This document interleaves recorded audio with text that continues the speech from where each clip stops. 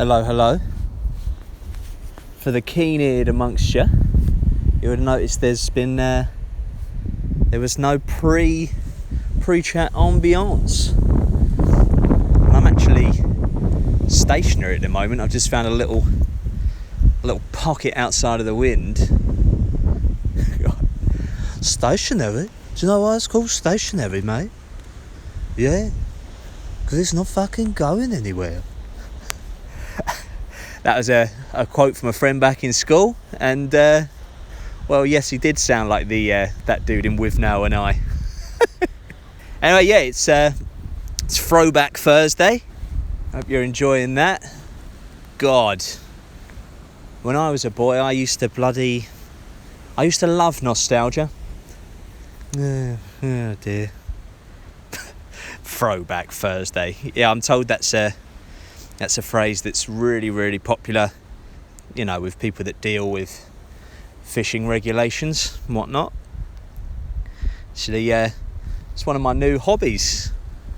I like to visit shops that sell fish, well, alive ones, and just sort of walk around like it's a free aquarium. Yeah, I was just in there the other day. No, sir, I'm not interested in buying anything, and how dare you harass me? Oh dear. There's one that's just inside the doors when you go into the Whitgift Centre in Croydon. You guys know the one on the left. No, not from the high street entrance. The other side. Yeah. You know, like the side where the buses stop. Yeah. Yeah, that's right. No, like just over the way from sort of, you know, you can see the Lansdowne Hotel and stuff. Yeah. Yeah, that's right. Yeah, just in the doors and on the left with the wood panelling. Yeah. Aqua Zoo. That's the one, yeah. But just go in there and have a mooch. It's bloody lovely, mate. But yeah, newsflash. We've had an email, lads. It's actually it's actually up and running. Got the first one through. And am I an expert turd fisherman? Because shit's getting real. Yeah, it was from my friend Joey, one of my very old friends. Well, he's not a geriatric. I mean, a friend that I've just had for a long while. I think he wanted to actually keep it anonymous, but it's too late now. I'm going to start walking. It's a different vibe when you're standing still. Anyway, yeah. So let me load up this email. Oh yeah. Hello. Right, that sounds nothing like him. Hello, big fan and long-time listener. Love that. I'd like to hear your thoughts on the charity industry in general. Oh dear. Well, you know, the thing is I think it's going to be hard to sort of keep it light-hearted, but you know, as he's the first guy, I was sort of going on this maybe. Well, for context, it must have been about 10 years ago. I used to be a charity fundraiser. Yeah, back in the day. Meeting up in the mornings, going out to high streets up and down the country with clipboards and getting people to sign up for direct debits. That was my job. And it was good fun. I was pretty good at it. But already, I know what you're thinking. Boo, yeah, fuck off, you fucking charity mugging fucking bastard. But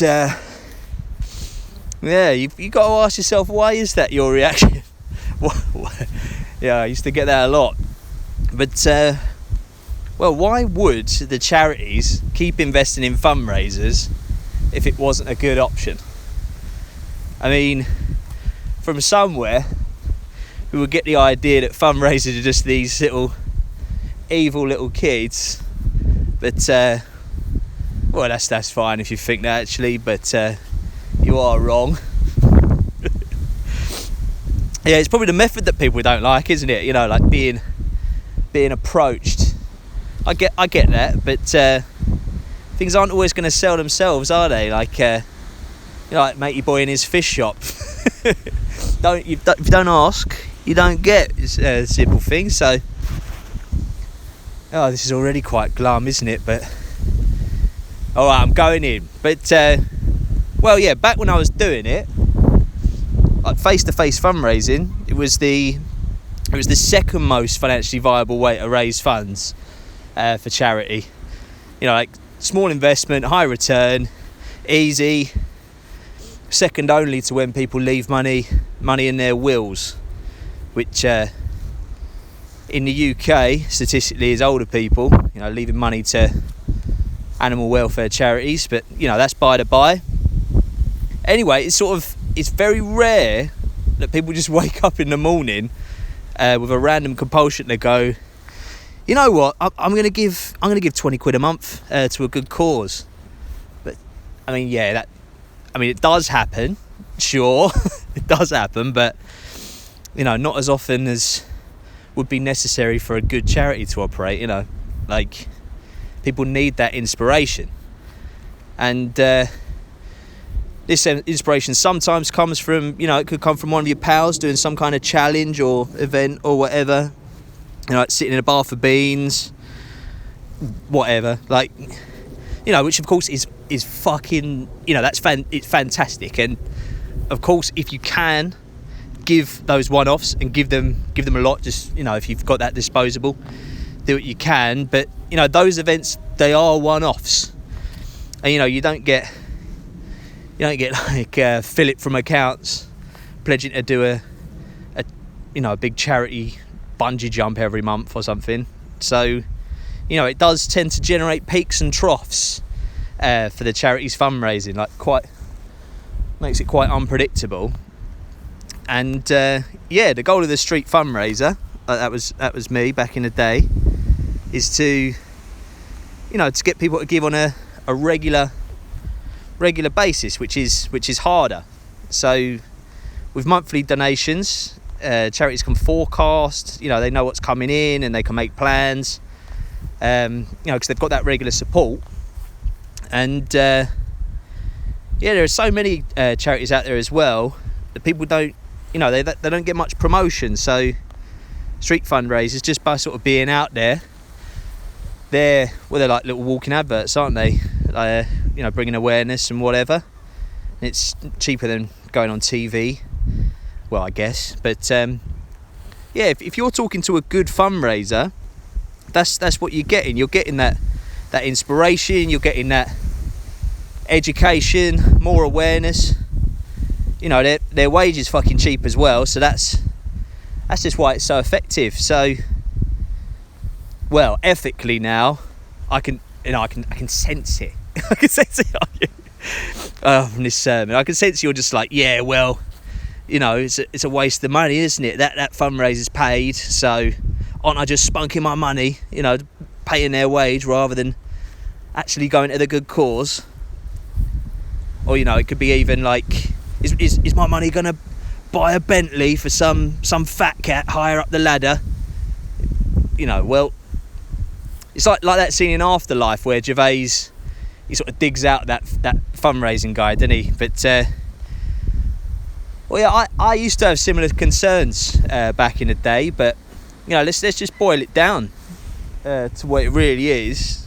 Like a charity's like a business, isn't it? So instead of their main goal, sort of output being let's make profit, their main goal, you know, whatever the output is let's do good shit. Like that's essentially what a charity is. So whether that's disaster relief, medical research, animal welfare, whatever.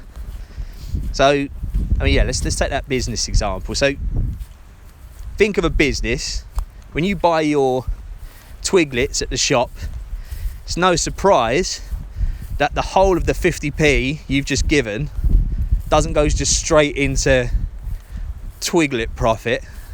No, it goes into the business, doesn't it? Like you've given that money, well, obviously to buy your twiglets, but the business then use that money, and some is profit, but some will be to cover costs, and then some will be sort of reinvested back into whatever that business has planned. So perhaps it's it'll probably go to the flavour developers, like, how about we try out a lovely tomatoey flavour next season? Yeah, lovely idea, yeah. I mean, they're using that money, could be whatever. But yeah, it's generally making the business better. The business wants to get the best people on board. They don't just want to stay afloat, they want to grow, they want to attract the best minds, etc, etc. I mean, a cut of that 50p is profit, but a good chunk will go towards other stuff, like making infrastructure, so that when the next 50p comes in, they get more profit out of that. Just sort of, that's how it works. But you can't just put in 50p into the profit pile, or your business is going to be fucking bran bread, mate. So yeah, charity wise, why is it so ethically wrong for a charity to invest in itself or develop? I mean, say it receives 50p, as a donation. Some obviously will go, it goes straight on to fund those causes, whatever. But a chunk's going to sort of go to invest in the charity so they can grow, make the infrastructure better, attract the best minds, raise awareness, pay their employees. But doing so, it's sort of, it's investing in itself, and so it can develop.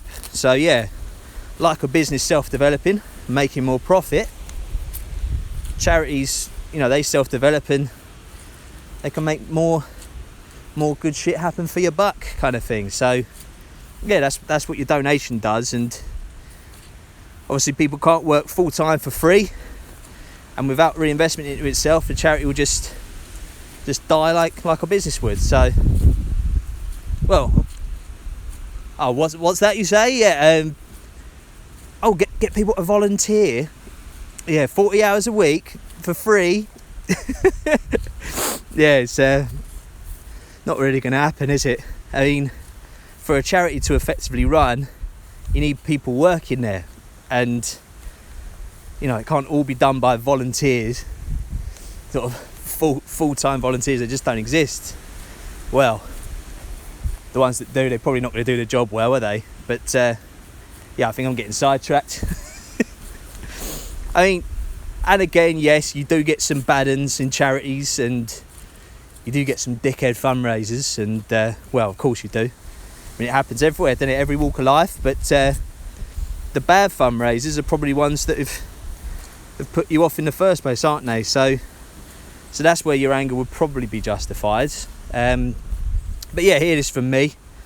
It's not worth the energy, really. I mean, the shit ones soon get found out, and they're never employed long enough to be a big waste. And if they're not benefiting the charity, they get rid of them pretty quickly. Charity's got to come first, it's got to make the most money or whatever. But yeah, on a higher scale, when people skim off the top, like those fucking embezzlers or whatever, they go to jail. I mean, it's not charity policy for people to embezzle. They're committing a crime. But anyway, I'm not the best person to explain this, and probably just made it worse, haven't I? But all in all, give it a charity, Joe. Yeah, it's a very special and important thing. And what do I think of the charity industry? Well, third sector. Don't really like the. Is it an industry? Guess it is. But it's a very special and important thing. And the vast majority of fundraisers, like the vast majority, they're fucking amazing. And but we all know this, so stop giving the third sector workers a hard time, you bloody melts out in the street. Just, they're good kids, man, and yeah, don't be an arsehole to them, is that's simply put. And if they're being an arsehole to you, report them to the regulations. The regulators. So that's important. So I better stop going on about this. And oh god, that was only his first sentence as well. A lovely email, Joe, but I think I'm going to leave it there, mate. Yeah, one little comment, and I've kind of gone off on one and probably embarrassed myself here, but right, audio mashed potato. What's happened to the Tidbits Pod, guys? Didn't we start this out sort of doing trigger warnings about trigger from Only Fools and Horses? Yeah, a week later I'm like, here's my next feature, guys. It's called Clumsily Trudging Through Contentious Topics. Yay!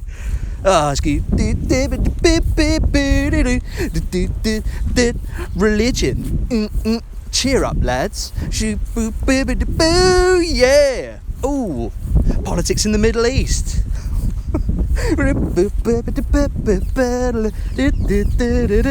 Abortion. Capitalism. Is it a good economic system? Next time on Tidbit. Bloody hell. You know, yeah, with the big topics, yeah. I mean, remember, guys, yeah, you can own the earth and still, well, all you own is earth. Until you can paint with all the colours of the wind. Yeah? Yeah? Just think about that, yeah? So, goodness gracious. Anyway, thank you for putting up with this one, and sorry about the wind. The sound's probably not very great in this, but send me your thoughts to tidbitspod@protonmail.com.